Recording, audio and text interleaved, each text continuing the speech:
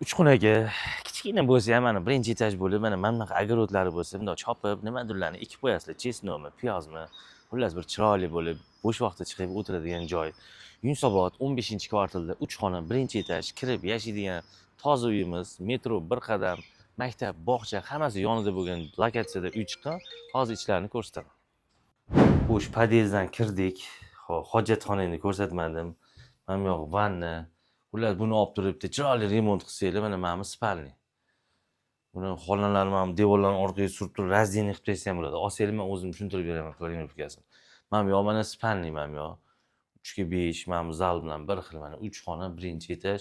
Endi men balkonlarni ham chiqib ko'rsatayım. 1,5 ga 6 balkon, oshxonani o'tiradigan joylarini bu yoqqa surishgan, xonalar qilishgan. Mana bu yerga mana o'zbekcha bo'lsa ham, bunda kalavati bor xullas. Joyi zo'r, birinchi qavat, огородlari mana shunday qiziqqali olib, o'zim mana chiroyli remont qilib, o'zim xohlagandek yashayman deganligi zo'r variant. Narxi 69 ming so'rashyapti, umumiy maydoni 68 kvadrat. Mana sizlarga.